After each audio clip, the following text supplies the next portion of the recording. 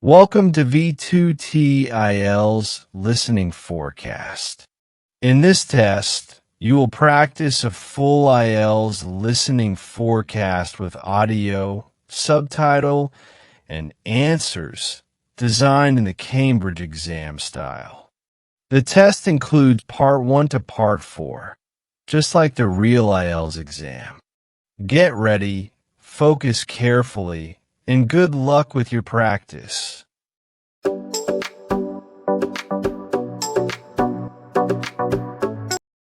Section 1. You will hear a telephone conversation between an employer from the Wild Dune Spa and Resort and an applicant. First, you have some time to look at questions 1 to 5.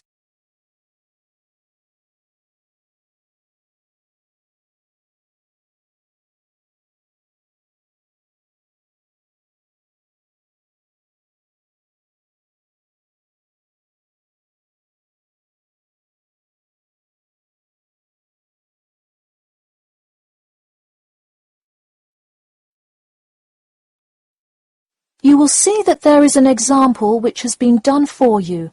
On this occasion only, the conversation relating to this will be played first.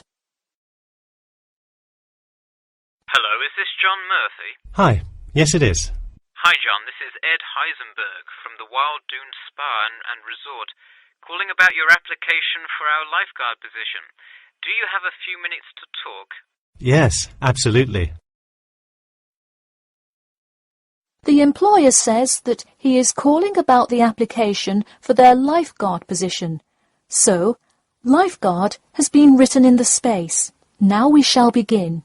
You should answer the questions as you listen, because you will not hear the recording a second time. Listen carefully and answer questions 1 to 5. Hello, is this John Murphy? Hi, yes it is. Hi John, this is Ed Heisenberg from the Wild Dune Spa and Resort, calling about your application for our lifeguard position. Do you have a few minutes to talk? Yes, absolutely. Great, could you give me your address? Sure. My address is 45 Elsinore Court. I'm sorry, was that Eleanor? Could you spell that for me? Sure, it's Elsinore. E-L-S-I-N-O-R-E. Okay, thanks. And is this the number we should reach you at in the future?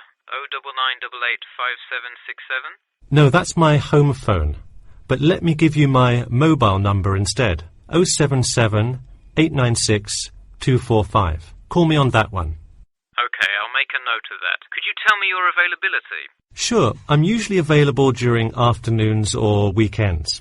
I'd prefer not to be scheduled on weeknights because I work part-time as a waiter.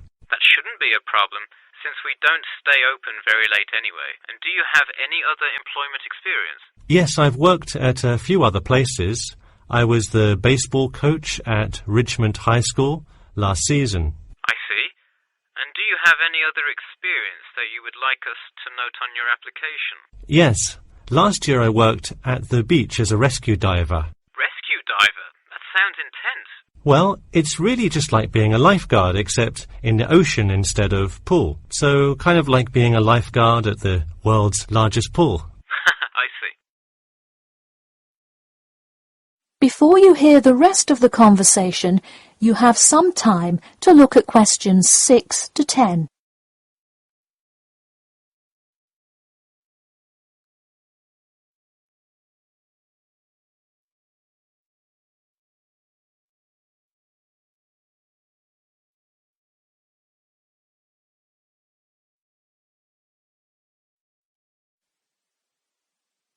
Now listen and answer questions 6 to 10. So could you tell me about the relevant skills you have? I'm guessing a lot given your experience. I'm CPR certified and have 2 years of diving experience. Great, it sounds like you are well qualified for this position. When does your CPR certification expire? I think in November, but let me quickly check my CPR card. Actually, it expires in October. Okay, so regardless, you have it through the end of the summer. When is your ideal time to work? Since I work in the restaurant on weeknights, I like weekends best, specifically Saturday mornings. I see. We do already have a lot of staff available on Saturdays, but I do need an early morning shift lifeguard. How early could you work Saturday morning? I can get there by 6 o'clock if need be. You'll be happy to know we open a little later than that, but I'll put you down for Saturday mornings here. Oh, awesome. I can't wait to get started. How about you come in next Saturday, the 12th? That sounds good. Great. We can figure out other shifts for you to work when you come in then. One last thing, just out of curiosity, where did you hear about us? I heard your ad on the radio while I was driving this morning. You know, I think you're the first person who has responded to our radio ads. It's almost always people who have seen us in the newspaper. Yeah, I don't have time to read through the newspaper every morning. I have plenty of time in the car to listen to radio ads. That makes sense. Well, thanks for your time, and we'll look forward to seeing you on the 12th. That is the end of section 1. You now have half a minute to check your answers.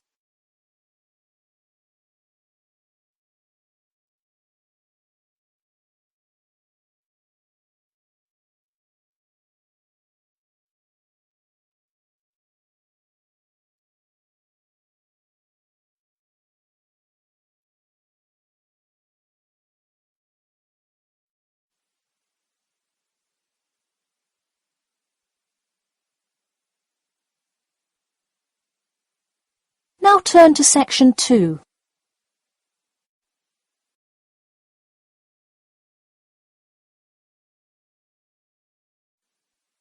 Section 2. You'll hear part of a free class about safety around campus. First, you have some time to look at questions 11 to 14.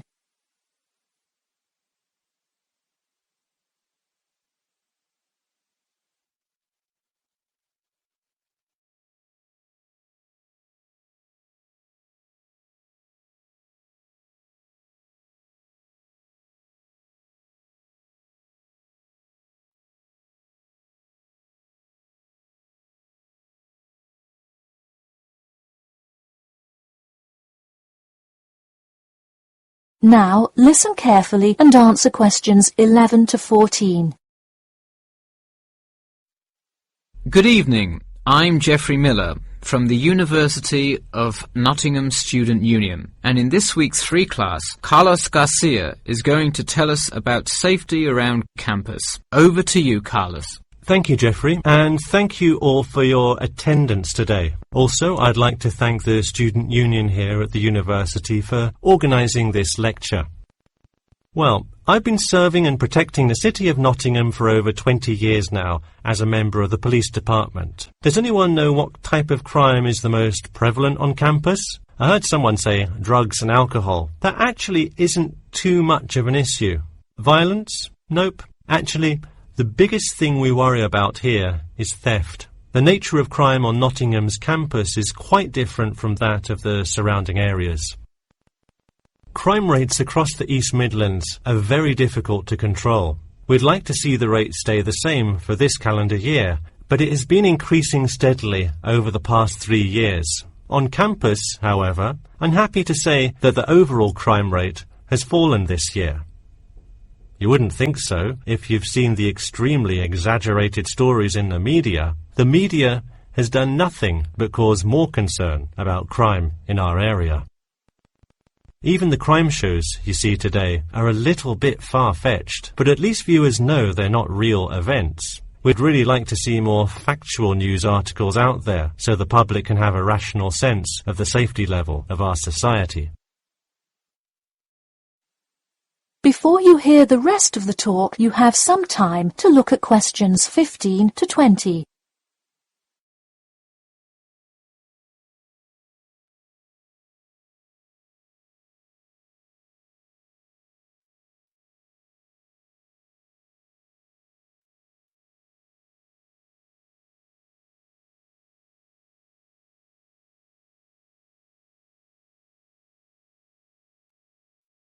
Now listen and answer questions 15 to 20.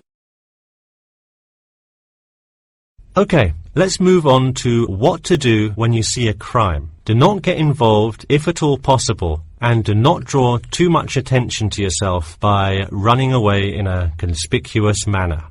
Though most likely, and hopefully, you will not have to experience this situation, if you are being mugged, please do not try to resist. Instead, be compliant and seek help after the incident.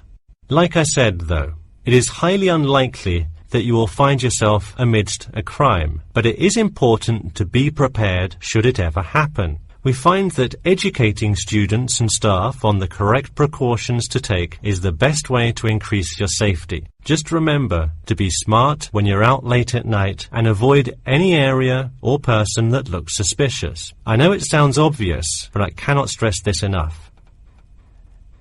It's also not a bad idea to have your mobile phone with you at all times, but be careful. If you're chatting on your smartphone on your way home, you're a prime target for thieves. I'd like to see a show of hands. How many people have left work or the library after 10 p.m. to go home before? A lot of you, right? If you do have to go home late at night, please don't walk home alone.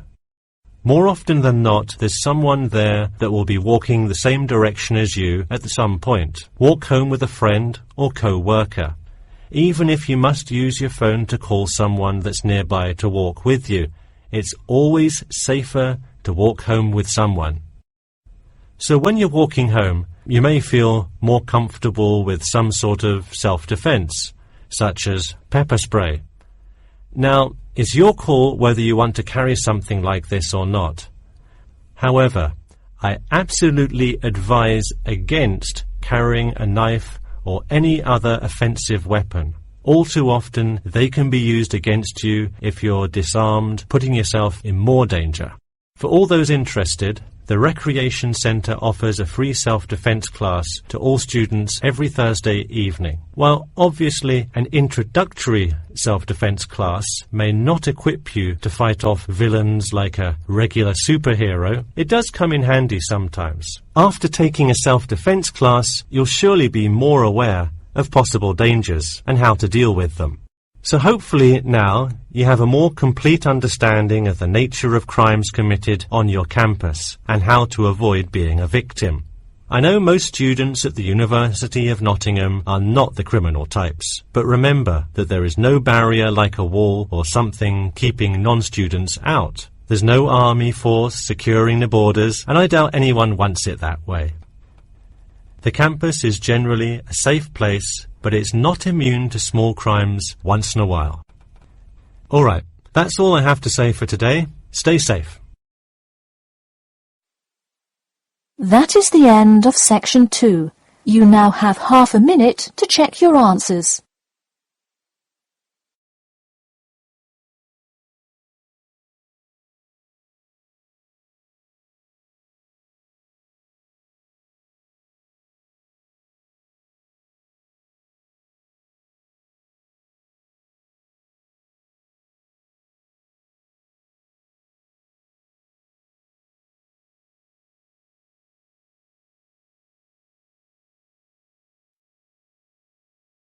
Now turn to section 3.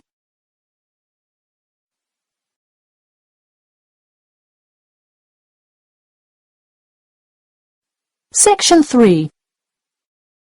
You will hear a student called Bobby talking to his tutor about the research project. First, you have some time to look at questions 21 to 23.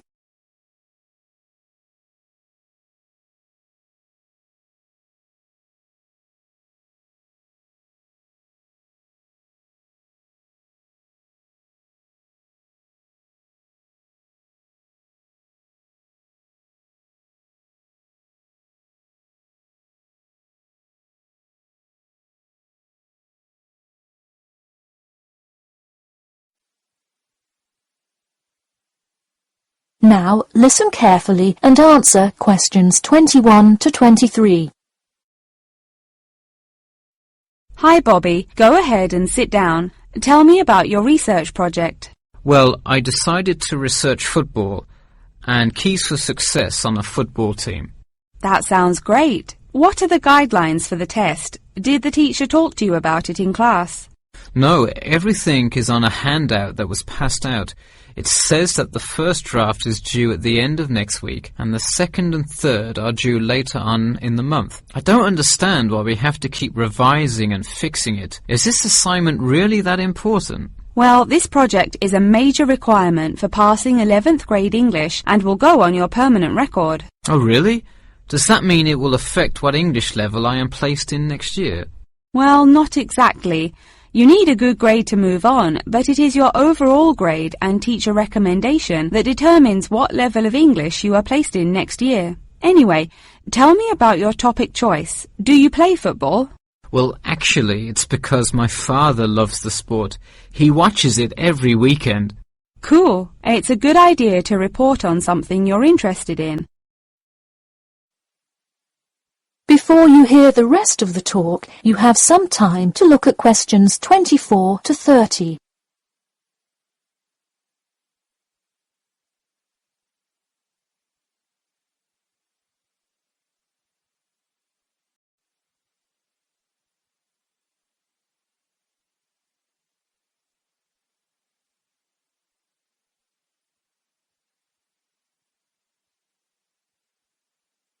Now, listen carefully and answer questions 24 to 30. I see you worked hard calling players and the head coach to talk, so let's see what information you got. Well, you have to listen carefully to the first call on the recording. It's really hard to hear because the background noise is louder than the person's voice. Yes, it is a bit tough to discern. I'm afraid the player's answer is too short as well. You will have to interview him again and try to get him to give a better answer. Okay, I thought that might happen. I will call him again tomorrow. Moving on, let's look back at this question. You asked, tell me about a time when you learned a major life lesson through playing football and explain how that has shaped the person and player you have become now and how you hope to pass on that lesson. It is a great idea for a question, but in an oral interview it is far too complex. I would advise you to break it up into multiple parts to get a better response. I guess you're right. I wouldn't want to have to provide an answer to a question like that. I will simplify it. I found that when I asked players this question, it took too much time because they were struggling to answer the question completely. In fact, this is the question Joe Billings was answering when the tape ran out. He did tend to ramble on all the questions, didn't he? He sure did. I would recommend that when you go back and interview players again, that you use a more sophisticated recording device. This recording is spotty, which indicates that the equipment wasn't working consistently. Okay, I guess it probably wasn't the best idea to use the sound recorder on my phone. Hey, could you give me some feedback on the content of the report itself? Sure. Let's start by focusing on your topic. While I like that you chose to cover football, it seems inexplicit. The keys for success of a player and team is quite an interesting topic, but what is your thesis? That is to say, what conclusions can you draw from your research? I would suggest coming up with a strong thesis statement and then shaping your report based on that. Is it really too vague? I put a whole lot of facts into it. I list the top 10 goal scorers in football history and later on provide statistics for a few of the most famous coaches and their records as coaches. I think that's great that you included these facts, but I think you focus too much on the facts and not enough on connecting these facts to make your point. Ah, I see. Okay. So it looks like I have quite a bit of work to do before the deadline. That is the end of section 3. You now have half a minute to check your answers.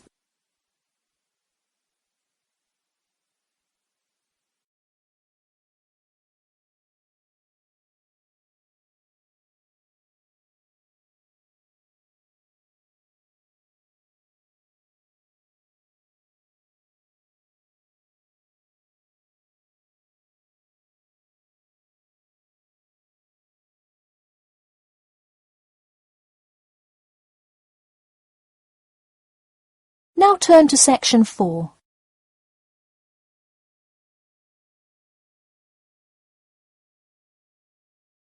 Section 4. You will hear part of a lecture about how to give a quality speech. First, you have some time to look at questions 31 to 40.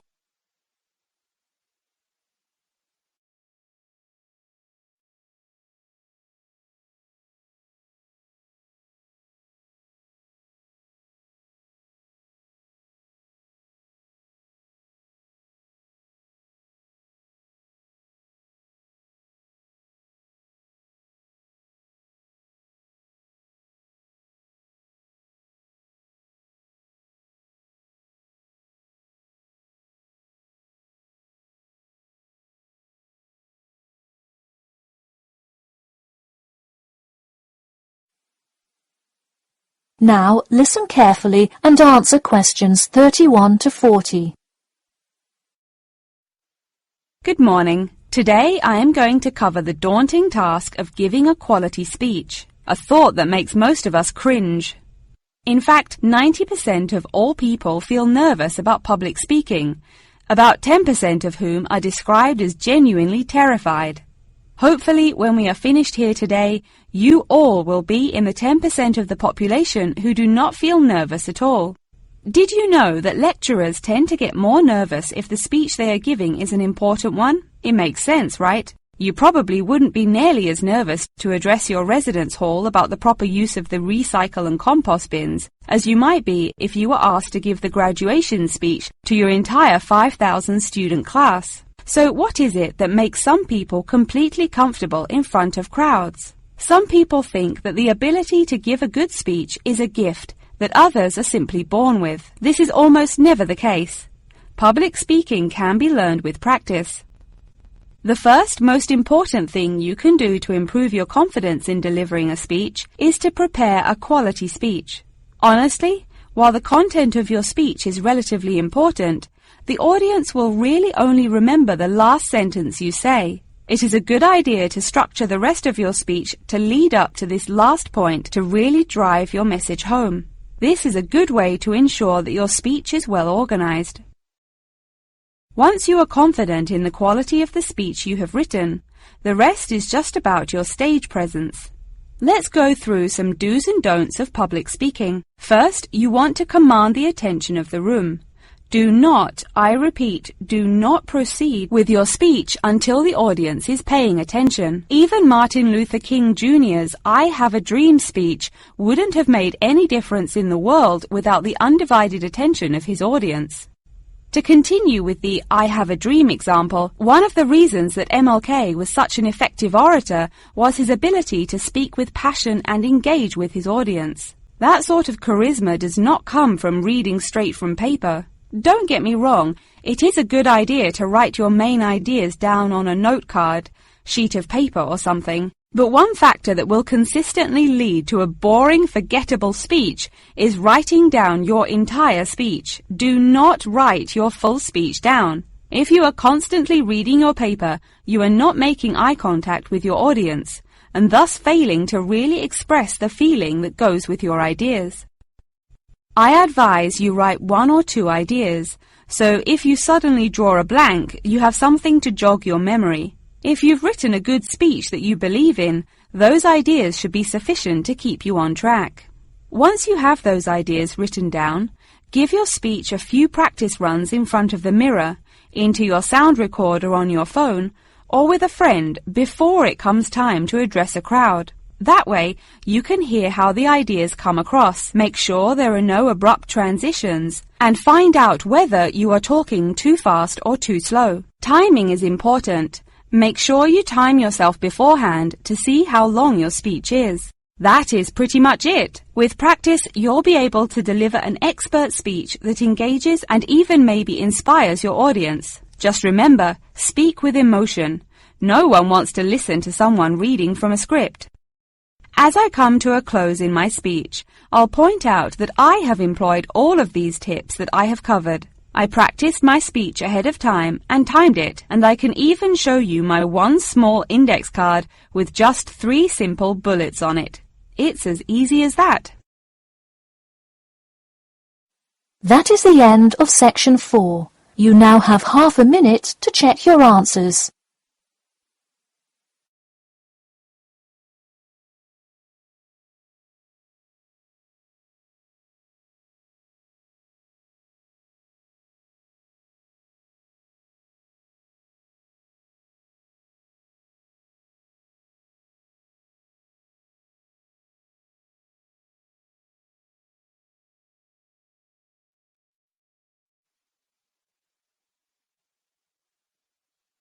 That is the end of the listening test.